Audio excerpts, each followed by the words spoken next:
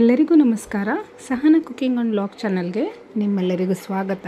ಇವತ್ತು ನಾನು ಕೇವಲ 5ರಿಂದ 6 ನಿಮಿಷದಲ್ಲಿ ವೆಜ್ ಬಿರಿಯಾನಿನ ಮಾಡಿ ತೋರಿಸ್ತಾ ಇದ್ದೀನಿ.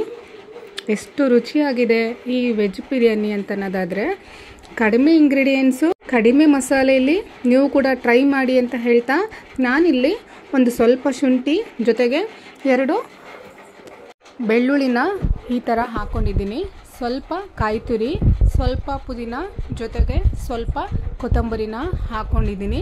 ಸ್ವಲ್ಪ ನೀರನ್ನ ಹಾಕ್ಕೊಂಡು ಇದನ್ನು ನಾನು ಪೇಸ್ಟ್ ಮಾಡ್ಕೊಳ್ತೀನಿ. ತರಿಯಾಗಿ ಮಾಡ್ಕೊಳ್ಳಿ, ಟೇಸ್ಟು ಚೆನ್ನಾಗಿ ಬರುತ್ತೆ ಅಂತ ಹೇಳ್ತಾ, ಈ ಥರ ಬಂದರೆ ಸಾಕು. ಜಾಸ್ತಿ ನುಣ್ಣಗಾಗ್ಬಿಟ್ರೆ ಇದು ಚೆನ್ನಾಗಿ ಬರಲ್ಲ. ಈಗ ನಾನು ಒಂದು ಕುಕ್ಕರ್ನ ತೊಗೊಂಡಿದ್ದೀನಿ. ಕುಕ್ಕರಿಗೆ 4ರಿಂದ 5 ಟೇಬಲ್ ಸ್ಪೂನ್ ಆಗೋಷ್ಟು ಎಣ್ಣೆ ಹಾಕ್ಕೊಂಡಿದ್ದೀನಿ. ಎಣ್ಣೆ ಹಾಕ್ಕೊಂಡ ನಂತರ ನಾನಿಲ್ಲಿ 3 ಪಲಾವ್ ಎಲೆ ಹಾಕ್ಕೊಂಡಿದ್ದೀನಿ. ಜೊತೆಗೆ ಚಕ್ಕೆ, ಲವಂಗ, ಮರಾಠಿ ಮೊಗ್ಗು ಮತ್ತು ಅನಾನಸ್ ಹೂವು ಕೂಡ ಹಾಕ್ಕೊಂಡಿದ್ದೀನಿ. ನೀವೆಲ್ಲರೂ ನೋಡ್ಬೋದು, ನಾನಿಲ್ಲಿ ಯಾವುದೇ ರೀತಿ ಮಸಾಲೆನ ಯೂಸ್ ಮಾಡ್ತಾ ಇಲ್ಲ. ಜಸ್ಟು ನಾನು ಹಸಿಮೆಣಸಿನ್ಕಾಯಿ, ಕೊತ್ತಂಬರಿ ಸೊಪ್ಪು ಜೊತೆಗೆ ಶುಂಠಿ, ಬೆಳ್ಳುಳ್ಳಿ, ಸ್ವಲ್ಪ ಕಾಯಿ ತುರಿ ಹಾಕ್ಕೊಂಡು ಈ ವೆಜ್ ಪಲಾವ್ನ ಮಾಡ್ಕೊಳ್ತಾ ಇದ್ದೀನಿ. ಇವಾಗ ನಾನು ಒಂದು ದಪ್ಪ ಈರುಳ್ಳಿನ ಈ ಥರ ಉದ್ದುದ ಕಟ್ ಮಾಡಿ ಇಟ್ಕೊಂಡಿದ್ದೆ. ಇದು ಎಣ್ಣೆಯಲ್ಲಿ ಚೆನ್ನಾಗಿ ಫ್ರೈ ಆಗೋಬೇಕು. ಈ ಫ್ರೈ ಆದ ನಂತರ ನಾನಿಲ್ಲಿ ತರಕಾರಿಗಳನ್ನು ತಗೊಂಡಿದ್ದೀನಿ. ಕ್ಯಾರೆಟು, ಬೀನಿಸು ಜೊತೆಗೆ ನಾನಿಲ್ಲಿ ಆಲೂಗೆಡ್ಡೆನೂ ಕೂಡ ತಗೊಂಡಿದ್ದೀನಿ. ಇದನ್ನೆಲ್ಲ ಒಂದು ಮೀಡಿಯಮ್ ಸೈಜ್ ಆಗೋ ಥರ ಕಟ್ ಮಾಡಿ ಚೆನ್ನಾಗಿ ತೊಳೆದು ಇಟ್ಕೊಂಡಿದ್ದೀನಿ. ಇದನ್ನು ಕೂಡ ಎಣ್ಣೆಲೇ ಫ್ರೈ ಮಾಡಬೇಕು, ಆವಾಗ ಹಾಕ್ಕೊಳ್ತಾ ಇದ್ದೀನಿ. ಇದಾದ ನಂತರ ನಾನಿಲ್ಲಿ ಈ ಟೊಮೊಟೊನೂ ಕೂಡ 4ರಿಂದ 5 ಟೊಮೊಟೊ ತೊಗೊಂಡು ಅದನ್ನು ಕೂಡ ಸಣ್ಣದಾಗಿಯೇ ಕಟ್ ಮಾಡಿ ಎತ್ತಿಟ್ಕೊಂಡಿದ್ದೆ.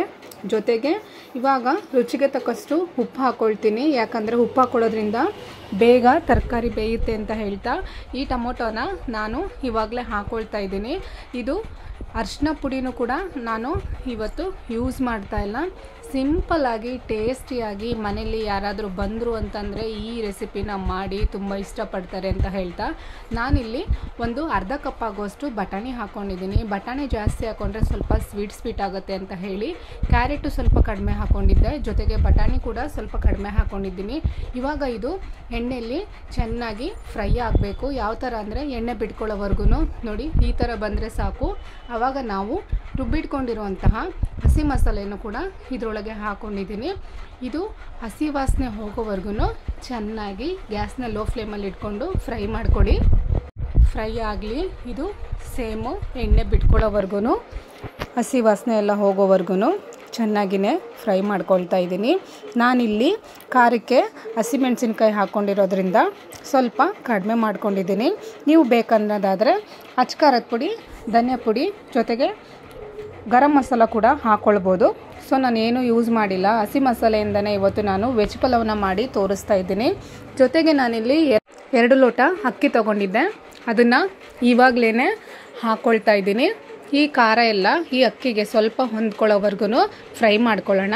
ಯಾಕಂದರೆ ಕುಕ್ಕರೆಲ್ಲ ಮುಚ್ಚಾದ್ಮೇಲೆ ತಳ ಹಿಡಿಬಾರ್ದು ಮತ್ತು ಇದು ಸೀದೋಗಬಾರ್ದು ಅಂತ ಹೇಳಿ ಇದೆಲ್ಲ ಚೆನ್ನಾಗಿ ಫ್ರೈ ಆಗೋವರೆಗೂ ಒಂದು 2 ನಿಮಿಷ ಹಾಗೆ ಇದು ಮಾಡ್ಕೊಳ್ಳೋಣ.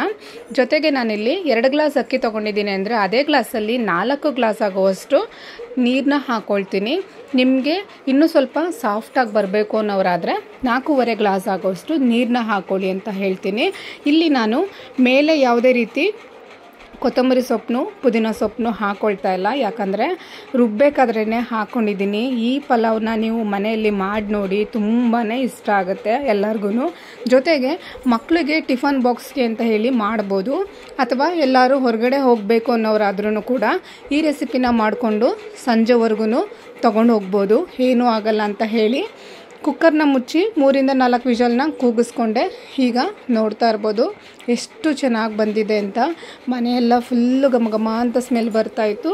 ಈ ರೆಸಿಪಿ ನೀವು ಕೂಡ ಟ್ರೈ ಮಾಡಿ ಕಮೆಂಟ್ ಬಾಕ್ಸಲ್ಲಿ ಹೇಗೆ ಬಂತು ಅಂತ ಕಮೆಂಟ್ ಮಾಡಿ ಅಂತ ಹೇಳ್ತಾ ನಾನಿಲ್ಲಿ ಒಂದು ಬೌಲ್ಗೆ ಸರ್ವ್ ಮಾಡ್ಕೊಳ್ತಾ ಇದ್ದೀನಿ.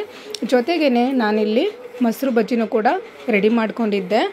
ಒಂದು 2 ಈರುಳ್ಳಿ ಜೊತೆಗೆ ಕೊತ್ತಂಬರಿ ಸೊಪ್ಪನ್ನು ಹಾಕಿ ಮೊಸರು ಬಜ್ಜಿ ರೆಡಿ ಮಾಡಿ ಇಟ್ಕೊಂಡೆ. ಇದಾದ ನಂತರ ನಾನಿಲ್ಲಿ ಪ್ಲೇಟ್ಗೆ ಸರ್ವ್ ಮಾಡ್ತಾಯಿದ್ದೀನಿ. ಕಡಿಮೆ ಮಸಾಲೆಯಲ್ಲಿ ಕಡಿಮೆ ಸಮಯದಲ್ಲಿ ನೀವು ಕೂಡ ಈ ರೆಸಿಪಿನ ಟ್ರೈ ಮಾಡಿ ಅಂತ ಹೇಳ್ತಾ, ಇವತ್ತಿನ ಈ ರೆಸಿಪಿ ನಿಮ್ಮೆಲ್ಲರಿಗೂ ಇಷ್ಟವಾದರೆ ದಯವಿಟ್ಟು ಲೈಕ್ ಮಾಡಿ, ಶೇರ್ ಮಾಡಿ, ಸಬ್ಸ್ಕ್ರೈಬ್ ಮಾಡಿ. Thank you.